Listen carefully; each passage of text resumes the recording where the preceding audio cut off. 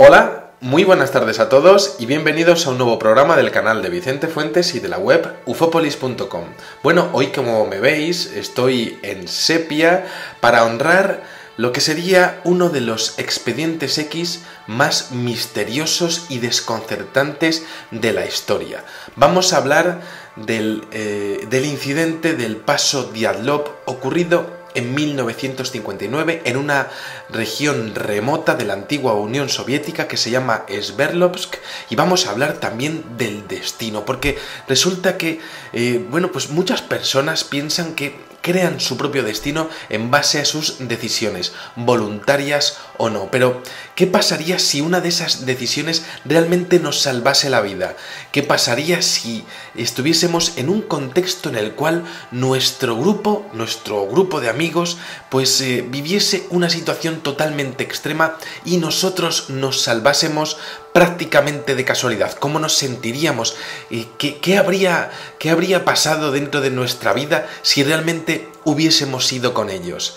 Vamos a hablar de este incidente Dyatlov porque, pues tenemos que remontarnos a ese año 1959. Igor Dyatlov es una persona emprendedora, tiene 23 años, pero ya a esa edad organiza viajes de exploración a las montañas más difíciles de la región de los Urales. Y tenemos a este chico que durante los primeros días comienza a organizar una nueva expedición para coronar el mítico pico Otorten, un lugar temido por los lugareños cercanos por extrañas leyendas de muertes asociadas al mismo. Pero realmente al señor Dyatlov, a Igor Dyatlov, pues eso no merma su inquietud y sus ganas de hacer una expedición para allá, y se dispone a organizar a un grupo de 10 personas, 8 hombres y 2 mujeres, entre ellos 3 ingenieros y 7 estudiantes de ingeniería. Se conocían todos, además tenían experiencias en viajes de montaña, en expediciones difíciles, procedían de buenas familias, eran cultos, equilibrados, deportistas. De hecho, a día de hoy prácticamente se les consideraría deportistas de élite, y desde luego no temblaban ante la posibilidad de coronar un pico de categoría 3. Estos son los integrantes de la expedición: Igor Dyatlov, Lyudmila Dubidina, Alexander Kolevatov, Alexander Zolotaryov, Boris Alexeyevich Borodeji, Kolat Siakel, Nicolás Tivox Brigoniel, Rustem Slobodin, Yuri Doroshenko, Yuri Krivonisenko, Zidaida Kolmogorova y Yuri Yudin.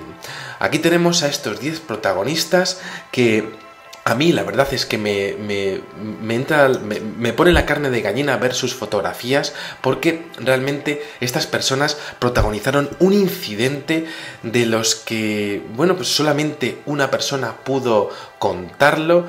Este señor Yuri Yudin, que de alguna manera pues quiso el destino que se librase de una pavorosa situación en aquel pico Otorten. Y pues aquí tenemos este día 28 de enero del año 1959, la expedición toma un tren hacia Ibdel, en el centro de Sverdlovsk, y desde allí toman un camión con destino a Vizay, el último asentamiento humano de la región antes de llegar a aquella misteriosa región de montaña. Aquí tenemos ya las primeras fotografías que pudieron recuperarse después del incidente. Vemos a estos chicos haciendo piña, felices, viajando en ese camión. Quiero que además veáis lo que es la evolución de todo esto, de todo este viaje. Son chicos completamente normales. En este caso en este momento estaban en el extremo norte. Las temperaturas, desde luego, que se preveían para la expedición eran de entre 30 y 20 grados bajo cero. Pero antes de comenzar la marcha, como decíamos, uno de los integrantes del grupo, Yuri Yudin, se siente enfermo y dice: mira, me tengo que ir para casa, que lo paséis muy bien y ya a la vuelta nos volvemos a reunir. Pero jamás se reunieron. Yuri Yudin aparece en estas fotografías justo antes de emprender la marcha hacia ese paso Dyatlov mortal. Vemos en estas fotografías este grupo perfectamente relajado, sonrisas, confianza, incluso alguno de ellos bromeando. Vemos a las dos mujeres abrazándose, se les ve tan felices, sin conocimiento alguno de que sus vidas iban a tomar un rumbo fatal en unas pocas horas. Y aquí tenemos el día 31 de enero, el grupo de 9 personas consigue llegar a una zona de tierras altas y comienzan a preparar el ascenso. En el valle consiguen algunos frutos por el camino y comienzan a racionarse convenientemente sus provisiones. La previsión era escalar el pico, cruzar el puerto y llegar a un campamento base situado al otro lado de la montaña al día siguiente, pero nunca llegaron. ¿Qué ocurrió? Durante el ascenso, el grupo se vio azotado por una gigantesca tormenta de viento y nieve, se desorientan y toman un rumbo hacia el oeste equivocado, y a las pocas horas se dan cuenta de su error y comienzan a ver sus planos. De hecho, hacen fotografías de ese momento y empiezan a ver que empieza a caer la noche, y ante la imposibilidad de dar marcha atrás en esas condiciones, deciden acampar allí mismo, aprovechando un pequeño llano de la montaña. Allí pasarían lo que sería su última noche.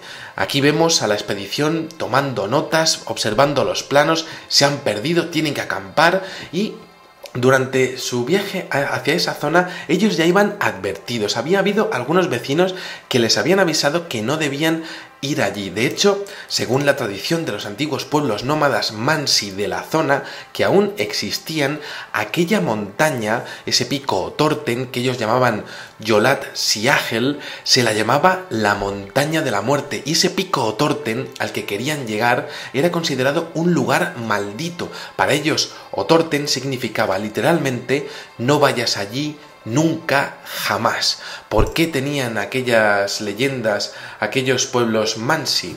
Aquí tenemos a estos chicos que empiezan a montar las tiendas de campaña, empiezan a poner sus petates en el suelo, cada uno perfectamente organizado, y ponen sus esquís para hacer pues lo que sería una pequeña protección natural, montando sus tiendas. Aquí un detalle interesante, porque aunque ninguno de ellos es católico, clavan una pequeña cruz en el campamento, seguramente para poder identificarlo desde lejos. La hipótesis de que fue una avalancha, porque luego se comentó que podía haber habido pues una gran ventisca y una avalancha de nieve, pues realmente queda descartada, porque cuando los policías llegaron a aquella zona, aquella crucecilla seguía en pie cuando encontraron los restos de las tiendas. Y digo encontraron porque algo gravísimo debió ocurrir durante la noche del día 31 de enero al 1 de febrero de 1959 en aquella llanura. Algo realmente fuerte. Se había acordado que Dyatlov, el jefe de la expedición, mandaría un telegrama a su club deportivo cuando llegaran a Vizay. Estaría el telegrama en el club deportivo a más tardar pues el día 12 de febrero, pero pasaban los días y el retardo se empezó a atribuir quizá malas condiciones climatológicas, quizá pues la falta de medios, pero claro, ya una semana después las familias empezaron a preocuparse, y de hecho se organizó lo que sería pues una expedición para ir a salvar a aquella expedición de la que nadie sabía absolutamente nada. Policías y miembros del ejército, que por cierto el Kremlin no se sabe cómo, pero también se enteró de lo que había ocurrido, pues fueron para allá con diferentes miembros de las familias de los chicos y también profesores de la universidad. Y así llegan el día 26 de febrero de 1959, un avión militar consigue localizar los restos de la expedición. Allí estaban las tiendas, consiguen las coordenadas, todos van para allá, y cuando llegan se dan cuenta de que no ha habido injerencia externa, no hay huellas, no hay pisadas de nadie, de absolutamente nadie en los alrededores, y se descarta rápidamente la posibilidad de que haya habido algún tipo de ataque, de interacción con otras personas o incluso con otros animales. Lo que pasó allí fue algo interno, y como decíamos, no había huellas de de animales o de otras personas. Además, los Mansi, por supuesto, no pisarían aquella zona por nada del mundo. Y entonces los policías comienzan a llegar a la escena y se encuentran las tiendas abandonadas, semiderribadas y rotas. Un gran cúmulo de pisadas alrededor de las mismas y un sendero de varias huellas hacia un bosque cercano situado a 1,5 kilómetros. Ni rastro de los componentes de la expedición en las tiendas. ¿Qué había pasado? Los objetos personales intactos dentro de las tiendas. Cámaras de fotos, diarios. Luego se comprobó que uno de los militares se llevó uno de los diarios, que a día de hoy, por supuesto, se encuentra en paradero desconocido. A mí me encantaría que alguien abriese algún día algún cajón de la KGB, viese ese diario y lo compartiese con el resto del mundo. Y en esas fotografías aparecen lo que hemos visto hasta el momento en todo el videoprograma y una última foto que debió dispararse en el interior de la tienda por error antes de la tragedia y que, desenfocada, mostraba la luz del foco que colgaba del pico de la tienda.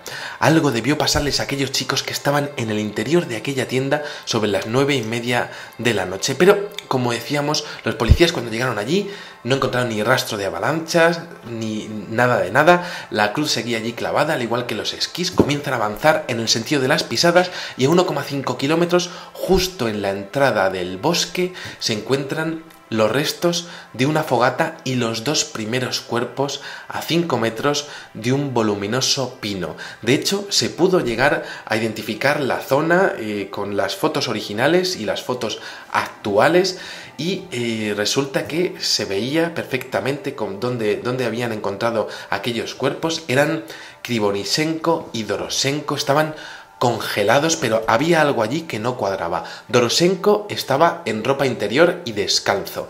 El detalle de la ropa interior pudo ser debido a que quizá ya muerto, parte de los otros expedicionarios aprovechasen su ropa para no morir de congelación. Y es que pasara lo que pasara en las tiendas, alrededor de las 9:30, 11 de la noche, los componentes de la expedición tuvieron que salir huyendo para no volver jamás a las tiendas. No disponían de más ropas que las que llevaban cuando estaban dentro y estaban quizá ya a punto de dormir, y tuvieron que salir atropelladamente y no pudieron volver a las tiendas por causas desconocidas. Y esto es algo totalmente increíble porque, claro, ellos estaban expuestos a la intemperie, pero no podían volver allí, y la razón tenía que ser lo suficientemente importante, tanto que ellos tienen que empezar a crear como una fogata en medio de la nieve porque ellos ven que no pueden llegar y de hecho están solos porque es una fogata pequeña que no está hecha entre muchos, y entonces está claro que ellos están solos y los otros componentes de la expedición tienen que estar también por otro lado, quizá escondidos de algo que estaba en la zona de las tiendas y que desde luego les había hecho huir de allí despavoridos. La creación de una fogata es un detalle muy interesante porque no podían volver, pero se dan cuenta de que van a morir congelados allí, hacen una fogata en medio de la ventisca que no tiene que ser nada fácil, y de hecho hay un detalle increíble porque cuando se encuentran los cuerpos, los cadáveres aparecen con varios golpes y magulladuras, como si hubiesen intentado encontrar la manera de partir las ramas de aquel pino de forma desesperada para defenderse de algo o para alimentar aquella precaria fogata. Ellos no abandonan la zona porque se dan cuenta de que las pisadas no llegan a mucho más, es decir, ellos están aterrorizados allí, no pueden moverse mucho y de hecho lo lógico es inspeccionar la zona a ver si encuentran algún tipo de madera seca, pero no lo hacen.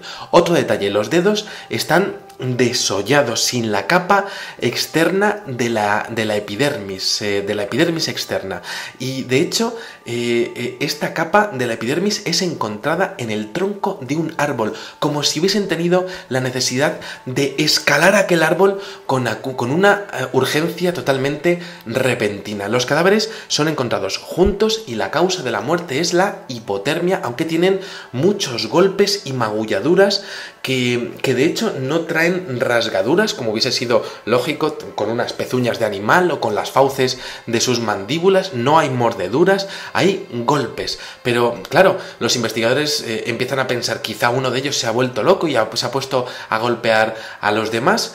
Y entonces, claro, tienen que seguir observando, pero está claro que estos han muerto de hipotermia, no han podido moverse de allí y de hecho presentan rasgos similares a a lo que sería la parálisis. Podría pensarse que estamos ante un proceso de histeria colectiva, pero se demostró que las huellas cercanas, pues resulta que los integrantes del grupo los otros se reunieron tras ocurrir el incidente de las tiendas y de hecho pues fueron hacia donde estaban estos dos primeros individuos. Lo que fuera que impulsara a aquellos dos hombres a subir precipitadamente a aquel árbol, desde luego debió de desplazarse a grandísima velocidad hacia ellos, ya que no tuvieron la oportunidad de huir. Posteriormente fueron apareciendo más cuerpos, enterrados en la nieve entre los pinos y las tiendas aparecen otros 3 cadáveres. Aparece Igor Diatlov, el jefe de la expedición, con una rama en la mano y con la otra en posición de defensa. Aparece también una de las mujeres, que es Kolmogorova, con sangre que no es la suya, como si hubiese estado viendo el cadáver de alguien, la pobre mujer, y lo tuviese manchadas las manos de sangre.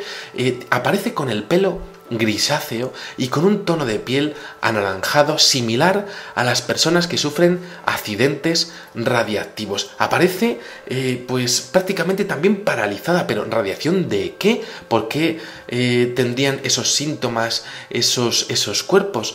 Por otro lado aparece Slobodin con una herida de 18 centímetros en el cráneo y con los músculos de las sienes aplastados. Los 3 muertos por hipotermia, muertos de frío, pero hay un detalle. Las posiciones de los cuerpos, como decíamos, tienen como si hubiesen estado paralizados, como si hubiesen caído fulminados, y de hecho los cuerpos aparecen como a 300, 480 metros y 630 metros de la posición de los anteriores cadáveres, como si después de reunirse ellos hubiesen intentado huir primero uno, le hubiese pasado algo y le hubiese salido otro, le hubiese también pasado algo y al último también. Habrían quedado otros 4 que habrían sido encontrados en otros lugares. De hecho, es que parece, esa sería la hipótesis que yo barajo, que después de reunirse y ver lo que les ha pasado a los 2 primeros, tienen que salir huyendo de allí, primero uno, luego otro, quizá con valor para ir otra vez a las tiendas, pero aquello que les estaba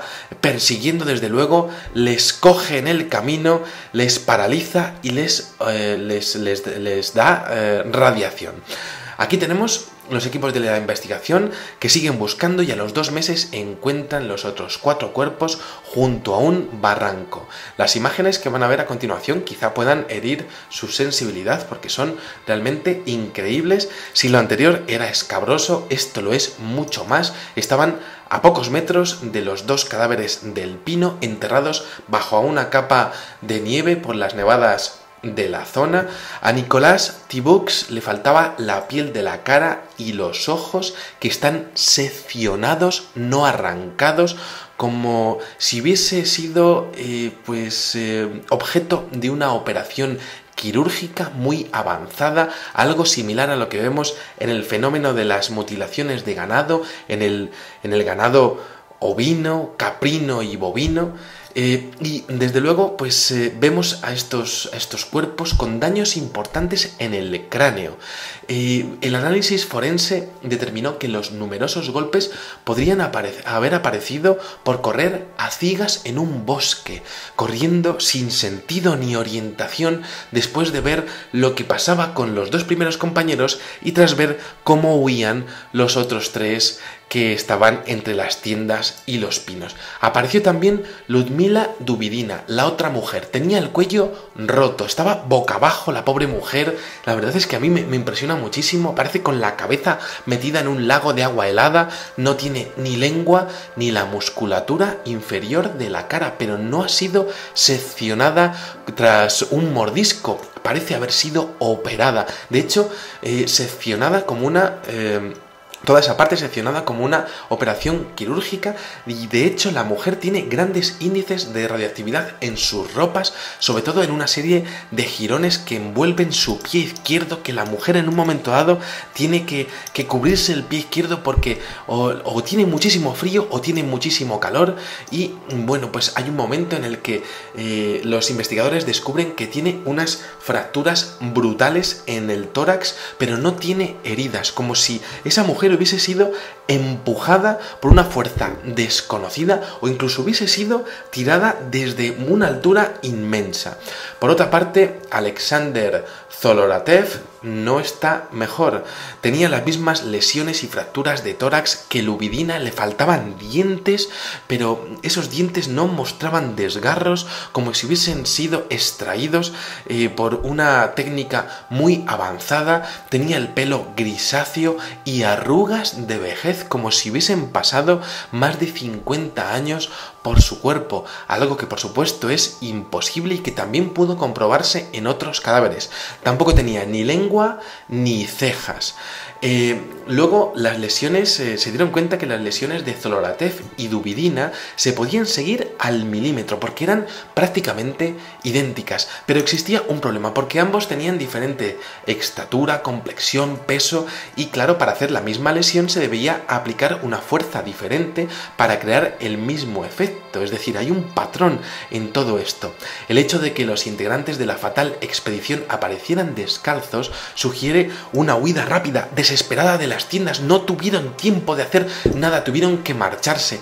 El equipo de investigación también recogió todos los objetos y las tiendas, y desde luego no hubo un control real ni un inventario oficial de los mismos. El ejército, desde luego, cuando llegó allí, observó todo aquello, tomó control de la situación y dejó a la policía a un lado. Pero la historia dio un giro completamente inesperado cuando una de las operarias del juzgado se dio cuenta de un detalle interesantísimo, y es que las tiendas habían sido rasgadas desde el interior de las mismas. Algo ocurrió que fue tan rápido y tan brutal como para que ni siquiera les diese tiempo a abrir las cremalleras de las tiendas, cosa que sería lo lógico. No, una huida a la desesperada, sin ni siquiera poder ponerse los zapatos, sabiendo que fuera ahí 30 grados bajo cero. Un evento completamente extraordinario que debió pasarles a una gente que era experimentada, que realmente pues estaba acostumbrada al frío, pero una sensación que yo casi tendría que comparar con la sensación de huida ante un incendio. Yo creo que tenían muchísimo calor, algo estaba quemándoles en el interior de las tiendas, pero las tiendas no estaban quemadas por dentro. ¿Qué había pasado? Aquí tenemos las fotografías de la investigación de aquella funcionaria de prisiones, y sí que se supo que el evento, desde luego, como decíamos, tuvo que ocurrir entre las 9:30 y las 11:30 de la noche debido a las condiciones en las que estaban los alimentos digeridos por las víctimas. Esto pudo verse en las autopsias, y es curioso porque esa explicación de la posible avalancha fue descartada por el Instituto Meteorológico de Moscú, y de hecho el tema del ataque de histeria colectiva no justifica la presencia de radiación. Y claro, si hubiese sido un incidente de tipo nuclear, con un spray paralizante, quizá de algún tipo de accidente en una central de la zona, resulta que el viento que era predominante en aquella zona durante aquellos días no iba en la dirección hacia el paso Diatlov, es decir, hubiera ido en dirección opuesta a donde se encontraba el grupo. Pero hay un detalle en la investigación que es absolutamente sorprendente, y es que hubo otro grupo de alpinistas a 50 kilómetros de la zona, en la ladera de la montaña, justo a 50 kilómetros de ese paso Diatlov, que vio algo, un grupo de esferas anaranjadas, ovnis del tipo lumínico, que se acercaban y flotaban pues por toda la zona durante toda la noche. Era habitual en los últimos tiempos que este tipo de avistamientos ocurriesen en aquella zona, pero los militares nunca jamás llegaron a soltar prenda ante la relación del fenómeno ovni con lo que le pasó a aquellos pobres chavales, a aquellos pobres chicos que estaban allí haciendo deporte y que se encontraron con una situación absolutamente impresionante. Tras la caída del muro de Berlín en 1990, hubo diferentes militares que relacionaron el tema con un accidente de un objeto volador no identificado y con la posible recuperación de los restos por parte de otros ovnis, y de hecho los archivos del sumario finalmente expusieron que la razón de la muerte de los miembros de la expedición se debía a una fuerza desconocida. Esto es el informe oficial, que realmente es fascinante. Luego, otro detalle, los cadáveres se enterraron todos juntos y mostraron un extrañísimo color marrón en los velatorios, como si hubiesen sido irradiados y esa radiación todavía estuviese latente. Luego los cadáveres fueron exhumados por el ejército días después y enterrados supuestamente en un cementerio de acceso privado en donde se les perdió la pista. La fuente de radiación nunca jamás fue encontrada, no hubo responsabilidad penal demostrable en el juicio, y por otra parte aquí tenemos la historia de un hombre que ha estado luchando durante todos estos años para esclarecer todo esto, por justicia con las familias, por justicia con aquellos chicos, y se llama Lev Ivanov. Este hombre, que participó en las tareas de búsqueda, defendió la hipótesis de un ataque ovni por causas desconocidas hasta el día de su muerte. Este hombre se murió pensando y de hecho luchando porque el ejército ruso desclasificara pues toda la información que tenían al respecto de un caso gravísimo de interacción del fenómeno ovni con los seres humanos. A día de hoy hay una placa puesta en 1989 en este paso Diatlov, que recuerda la memoria de aquellos jóvenes muertos en tan extrañas circunstancias, un auténtico expediente X sin resolver, y a día de hoy el gobierno ruso, al igual que ocurría en la frase de la mítica serie, niega todo conocimiento del caso.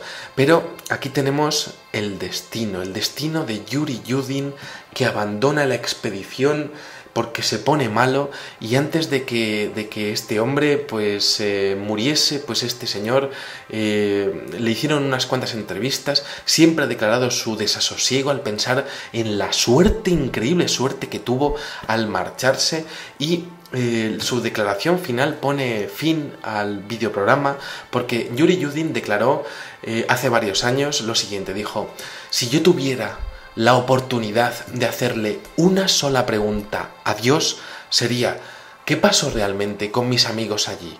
La hipótesis, como veíamos, ocurre que algo debió sobrevolar y estar en el entorno de aquellas tiendas de campaña en ese paso Diatlov, algo que hace que estos chicos pues tengan que largarse de allí huyendo, despavoridos, cada uno en diferentes grupos, no pueden volver, se disgregan. El último grupo parece más expuesto a la radiación, que parece que es el último que aguanta. Los otros dos parecen sufrir parálisis. Tres, tras encontrar los dos primeros cadáveres, lo que les ha pasado a sus compañeros, que han tenido que subirse a unos árboles desgajándose los dedos con una fuerza impresionante. Para desgajarse los dedos tienes que estar completamente desesperado, luchando por tu vida, tras hacer la fogata, tras huir de algo que desde luego estaba allí en las tiendas y estaba haciendo que no pudiesen volver, ni siquiera para curiosear, es decir, quizá en una grandísima temperatura, y pues esos tres que se encuentran, a los dos primeros compañeros, tienen que acabar huyendo uno detrás de otro, y tenemos a Igor Diatlov, este organizador, que con toda su buenísima voluntad, este buen hombre, pues aparece pues con una rama, luchando contra algo invisible que sabe que no puede vencer y que desde luego va a ocasionar la muerte de sus compañeros. Y finalmente pues aquí tenemos a estos cuatro últimos cuerpos con síntomas de mutilación de ganado, con síntomas de radiación, prácticamente todos ellos, con ese aspecto de vejez, como si hubiesen sido transportados al interior quizá de esos objetos y hubiesen pasado casi 50 años allí dentro, o al menos el entorno les hubiese hecho que su aspecto se deteriorase como si tuviesen 50 años, tal deshidratación. Que algún día, y así termino este videoprograma, se haga justicia con esa buena gente, con sus familias, que jamás vuelva a ocurrir nada así. Y a mí la verdad es que es un caso que me impresiona mucho, por eso lo he hecho con tanta pasión este videoprograma, porque ¿por qué allí? ¿Por qué ocurrió? ¿Qué estaban buscando? ¿Qué necesitaban? ¿Por qué ocultarlo a las autoridades? Quizá la verdad sea demasiado difícil como para que nosotros podamos admitirla. ¿Volverá a ocurrir? ¿Y qué hubiese pasado si esto hubiese ocurrido en la era de Internet, en el mismo año 2015 en donde estoy publicando este vídeo? Aquí tenemos ese destino de Yuri Yudin y ese destino de los otros integrantes de la expedición Dyatlov que lamentablemente perdieron sus vidas ante algo totalmente desconocido, pavoroso y brutal que forma parte de uno de los expedientes X más impresionantes de la historia. Espero que hayáis vivido como yo lo que ocurre en el paso del incidente del paso Dyatlov, que os hayáis hecho vuestra propia película de los hechos, un caso que a nivel forense es impresionante. Y nada, espero que hayáis disfrutado muchísimo de este videoprograma y os espero en el siguiente. Muchísimas gracias y, como digo siempre, salud y suerte. Adiós.